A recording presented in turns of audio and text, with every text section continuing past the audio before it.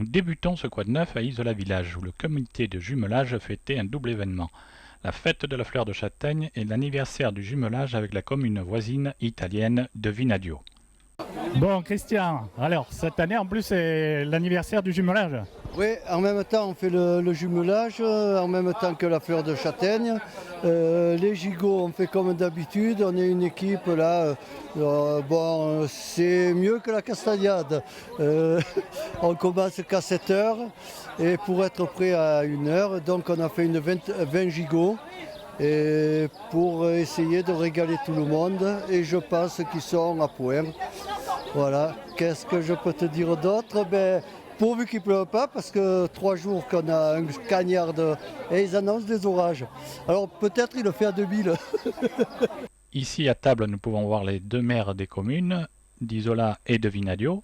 Nous allons nous rapprocher d'un prêtre congolais de passage à Vinadio, venu célébrer la messe au village ce matin et heureux d'être ici. Renzo, et donc je disais que qui a trouvé un ami a trouvé un trésor. Donc en Renzo j'ai trouvé un trésor et je vais chercher, je vais essayer de l'exploiter, voilà, c'est tout. Voilà, et Renzo va répondre. Io rispondo in italiano, no? E in italiano si dice che chi trova un amico trova un tesoro. Io ho trovato un tesoro anche se siamo come il diavolo e l'acqua santa. Così per ridere. Merci beaucoup, c'est vraiment une journée très très belle. J'ai célébré la messe et puis bon, on est avec les gens ici. Je pense que c'est ce que on doit essayer un peu de promouvoir. La rencontre entre les personnes. On est tous ensemble et on essaie de partager ce qu'on a. C'est une très belle fête. Je suis vraiment content d'avoir découvert ce village. Voilà. Basta così.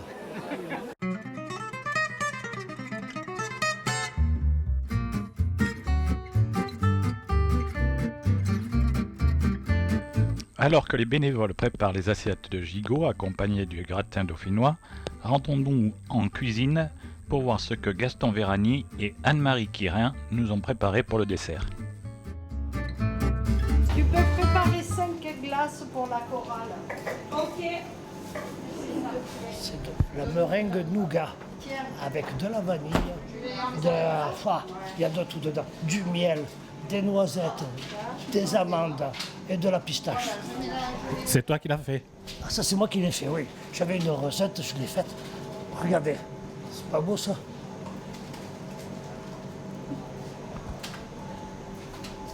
Je te laisse passer. Et là, vous avez les sorbets citron que nous avons réalisés la semaine dernière avec des citrons bio de Saint-Laurent-du-Var et également de Sorrento parce que j'avais été faire un tour à Naples, j'en avais ramené. Et donc, nous avons fait un léger sorbet citron qui va finir ce repas. À part cette chaleur, c'était vraiment le mets idéal. Voilà, tout à fait. Et nous passons au dressage du dessert. Tiens. Voilà.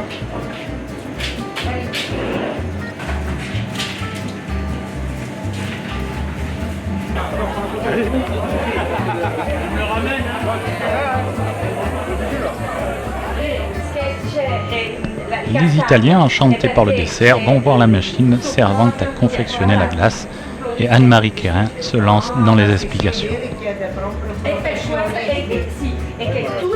Nous nous rendons maintenant vers une partie de la châtaigneraie où Raymond Gibert va nous exposer le projet de conservatoire de celle-ci. Ce projet a pour objectif de protéger et développer les différentes essences de châtaigniers existant dans la région. La châtaigne, ça commence par des fleurs. Alors là, vous avez des fleurs mâles, et là, il y a une fleur femelle. Et au pied de la fleur femelle, il y a la prochaine bogue qui arrive. Voilà.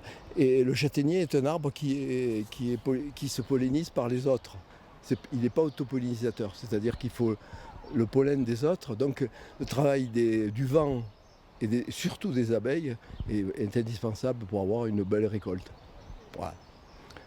Et si je reviens au départ, si je me suis intéressé à la châtaigne, c'est parce que si je suis là aujourd'hui, peut-être c'est grâce à ces arbres. Et que ces arbres, on ne peut pas les laisser comme ça péricliter parce qu'on est parti. Et qu'il fallait quand même se battre pour avoir quelque chose. Et quand on compare la qualité des châtaignes d'Isola avec toutes celles des autres de France et d'Italie, on n'a pas à rougir. Même, bon, je suis prétentieux, mais elle est même supérieure à beaucoup en qualité. Bon, je ne parle pas de quantité parce qu'on est ridicule en quantité puisqu'on est quelques producteurs qui recommencent à mettre et c'est long. Mais c'est normal, ces arbres ils m'ont appris la sagesse, la lenteur. Moi qui suis un impatient de nature, ben, je me suis confronté à eux, ils m'ont dit non mais nous on ne marche pas comme ça, il nous faut du temps. Et voilà, bon donc ça fait des années qu'on rame, mais on est content parce que ils nous remercient avec leur récolte. Et puis bon, c'est même pas de merci qu'on a besoin, c'est juste leur rendre hommage parce que on leur doit ça. Tout. Voilà le projet. Alors là-dessus, il fallait sauver, parce qu'il reste malheureusement que 2 ou 3 arbres qui tiennent la route. Donc il fallait sauver ça. Et l'histoire du conservatoire, il est venu là-dessus. Bon, elle s'est imposée d'elle-même. Après, c'était gros à faire et tout. Il a fallu mobiliser beaucoup de monde. C'est là qu'on s'est adressé à Marjorie pour nous amener un projet qui corresponde à ce que nous voulions. Parce qu'on ne voulait pas rentrer dans un système trop compliqué. Nous, on est resté simple, comme les arbres. On veut des choses simples, qui tiennent la route et tout. On avance au pas des arbres, lentement, mais sûrement. Ouais. Je passe par la Marjorie. Marjorie, elle saura mieux raconter que moi, tout ça. Moi, je sais pas mon truc, là. Ce qui est intéressant par rapport à ce projet-là, c'est que il y avait déjà de base à Isola tout un réseau de producteurs, de gens motivés aussi pour faire revivre la châtaigne et la châtaigneraie. Et avec différents partenaires, la commune, etc., on arrive à mettre au point des projets de conservatoire à travers un jardin, d'une part, et une pépinière aussi, donc il y a tout ce côté lié à la production, et qui se met en place dans ce jardin, donc qui permet de conserver des arbres, des valeurs locales, toute une production, une agriculture locale. Et de préserver ces espèces-là, tout en ayant aussi cette économie locale, parce qu'on a une richesse aussi de production, de produits de la châtaigne très variés qui sont produits ici, avec vraiment dans les associations qu'on a là, entre l'association foncière agricole, biophyto, etc., puis le côté botanique, on a vraiment des gens qui sont passionnés ici, donc pour faire ce genre de projet, c'est vraiment riche.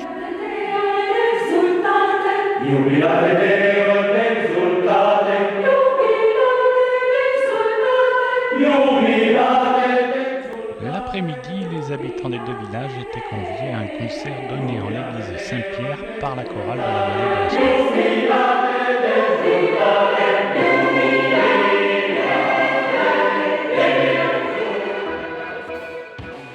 Et sous le chapiteau, l'on pouvait participer à des danses traditionnelles animées par le groupe Les Pitacas.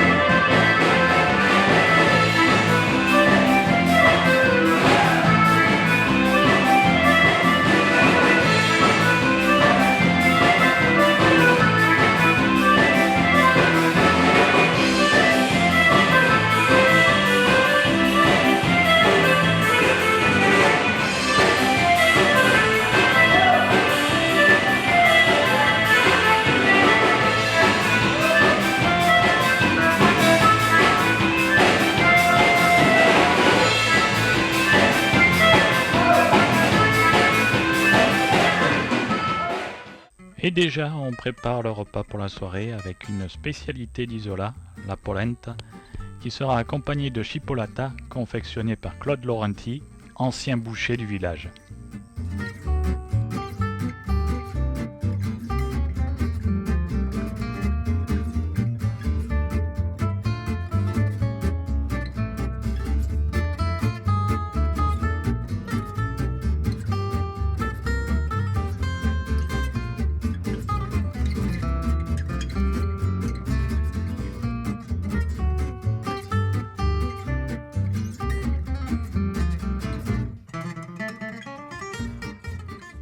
Je vais vous présenter les résultats des fouilles de la place Vieille qui ont eu lieu l'année dernière. Donc ces fouilles, elles ont pour origine une découverte qui a été faite à l'occasion d'une surveillance de travaux lors des travaux de requalification de la place Vieille. C'est lors de cette surveillance que la mise au jour d'une sépulture que vous voyez qui apparaît ici, a motivé la prescription d'une fouille d'archéologie préventive par le service régional de l'archéologie, qui est un service du ministère de la Culture. Donc la fouille, elle a concerné l'ensemble de la place Vieille, à l'exception de banquettes qu'on a conservées le long de la place pour assurer la circulation des personnes. Et au total, on a pu expertiser 215 mètres carrés. Donc cette fouille, elle a été faite en 2 temps, d'abord en octobre 2017, puis on a dû remblayer provisoirement la place pour éviter le gel des réseaux, et on a terminé au printemps 2018, en mars-avril. Alors ces fouilles, elles ont permis de mettre au jour des indices, plusieurs occupations, tout d'abord des indices de fréquentation de l'épigraphien, c'est-à-dire la fin du Paléolithique supérieur vers moins 11 000 ans avant Jésus-Christ.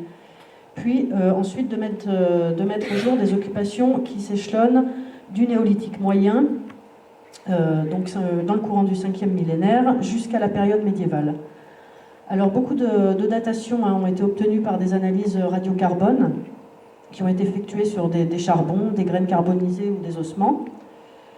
Car le site de la place Vieille, il se caractérise par une certaine rareté en fait, du mobilier archéologique, c'est-à-dire des tessons de poterie ou autres objets de la vie quotidienne qui habituellement permettent à l'archéologue de se situer chronologiquement.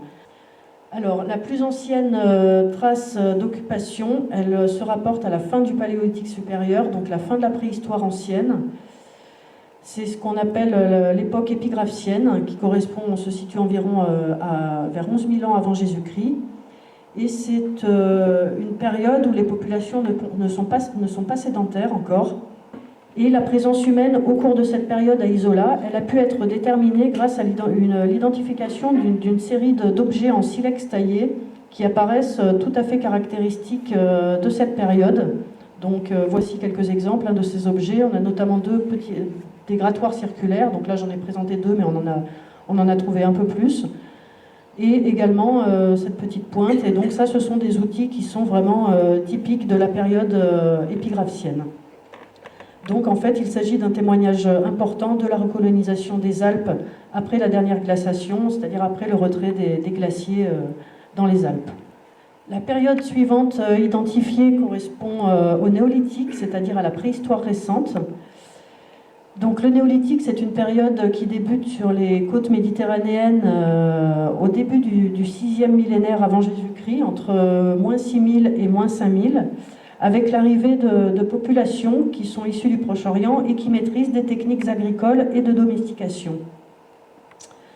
Donc ce sont des populations qui se sédentarisent avec des habitats permanents et leur culture matérielle, c'est-à-dire les objets de la vie quotidienne qu'ils utilisent, se caractérisent par l'apparition de la poterie, qui à cette époque est non tournée, c'est-à-dire réalisée entièrement à la main, soit par modelage, à partir d'une motte d'argile, ou au colombin, c'est-à-dire par étirement de boudins d'argile superposés, et colonisée par les hommes du néolithique. Donc pour cette période, sur la place Vieille, ce qu'on a retrouvé, ce sont des vestiges, ce sont des structures fossoyées, c'est-à-dire des fosses, et toute une série de trous de poteaux, en fait, qui se caractérisent par la présence de pierres de calage, qu'on distingue ici. Et en fait, il s'agit de trous dans lesquels étaient installés des poteaux en bois qui étaient calés donc à l'aide des pierres et qui étaient les structures portantes d'un bâtiment, d'un bâti, dont les murs pouvaient être réalisés en torchis.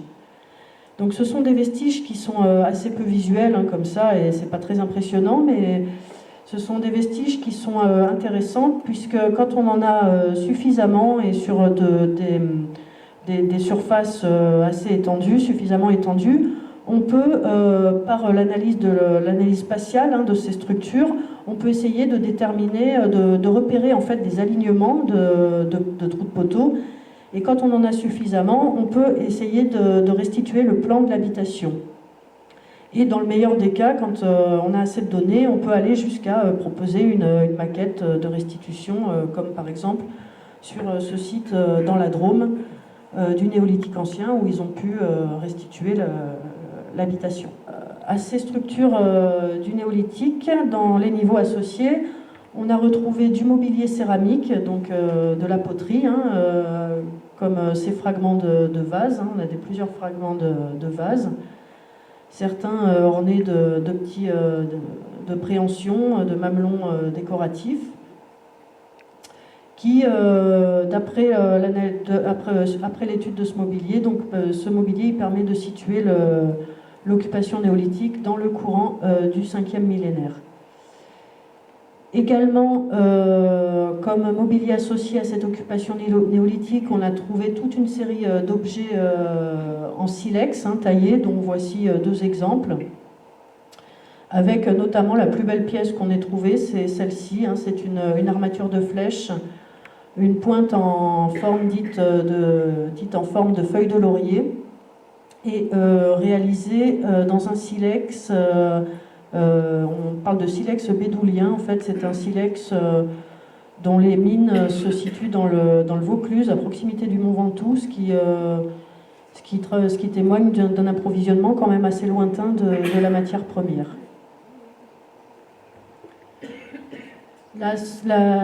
Postérieurement à la protohistoire, plusieurs structures ont été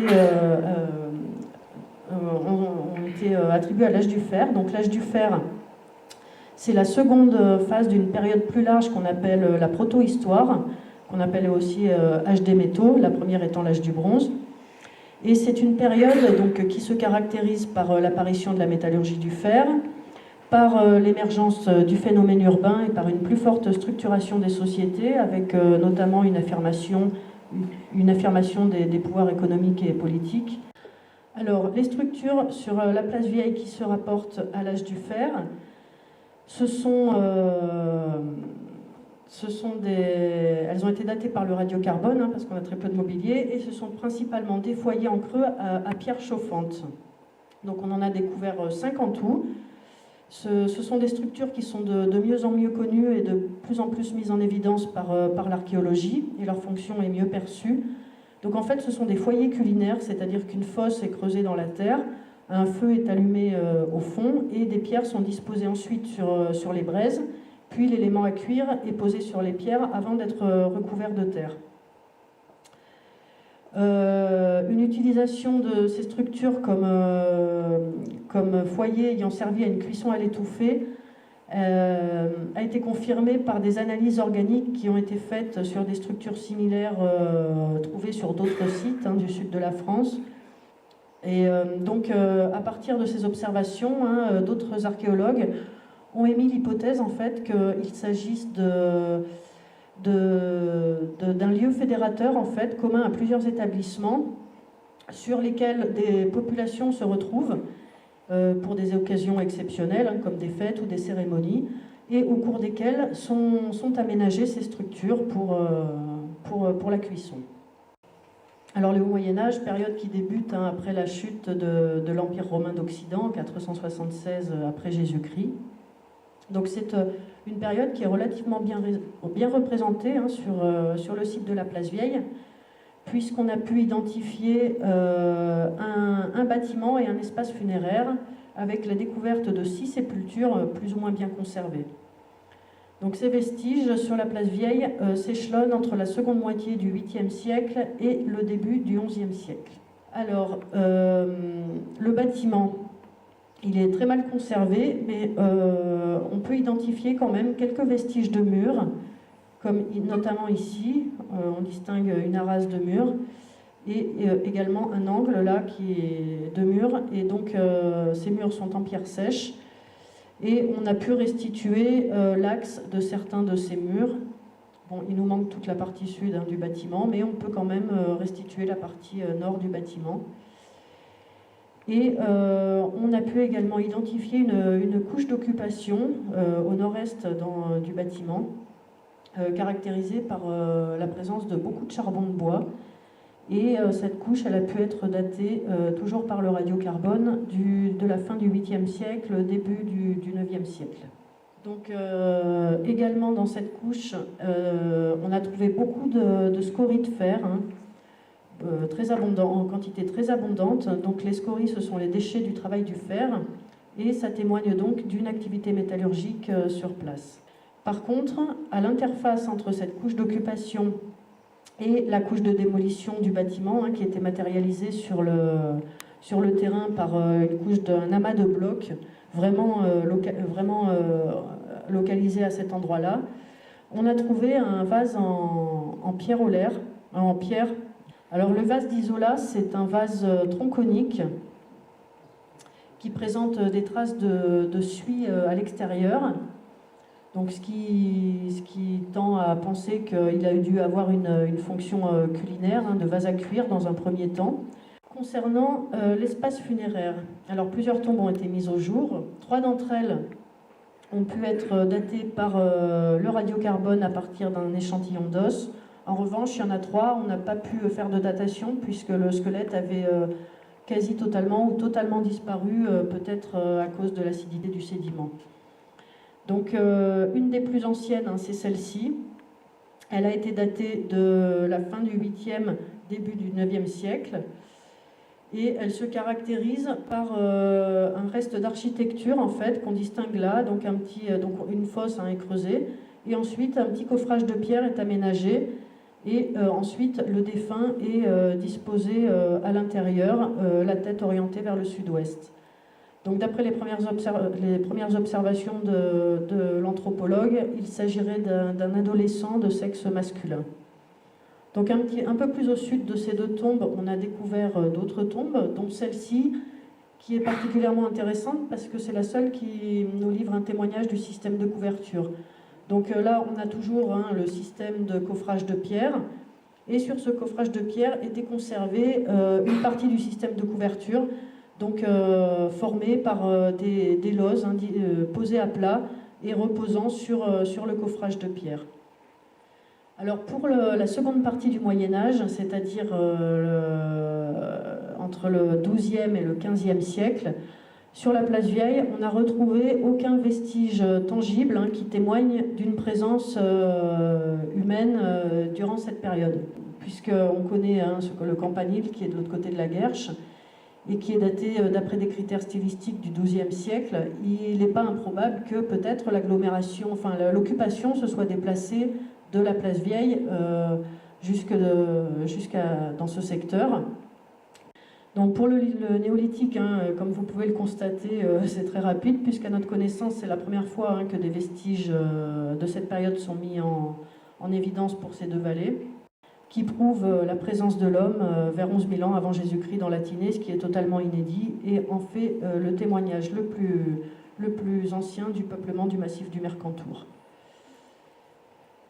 L'âge du fer, il est un petit peu mieux, c'est un peu plus fourni, on a un peu plus de sites, puisqu'on connaît donc pour la Tinée 2 sites de hauteur, avec notamment ici le site des Nabines à Auron, dont une petite partie a été fouillée dans les années 80 lors de l'agrandissement de la station de ski. À Roubion, le site de la Tournerie, donc qu'on voit, il y a une photo aérienne ici, qui est actuellement encore en cours de fouille par Franck Suméra du service régional de l'archéologie, et qui est un sanctuaire de sommet. Alors, pour conclure, les apports de la fouille, donc c'est vraiment de mettre en évidence l'ancienneté de l'installation humaine à Isola, qui remonte au 11e millénaire avant Jésus-Christ, donc comme le prouvent quelques éléments d'industrie lithique, de silex taillé. Et donc il s'agit actuellement du plus ancien témoignage de la présence humaine dans la vallée de la Tinée. Peut-être la topographie du secteur qui est propice à l'installation, puisque comme on peut le voir sur la carte géologique ici, Isola est installé sur un petit replat en fait, qui a été formé par un cône de déjection et des moraines, et également la proximité aussi des cours d'eau avec la Tinée et la Guerche. Et également, la situation est assez favorable puisque c'est une situation de carrefour, hein, c'est un point de rencontre entre plusieurs axes de passage, avec le col de la Lombarde qui permet de rejoindre le Piémont et le col de la Bonnette qui permet de passer dans l'Ubaye.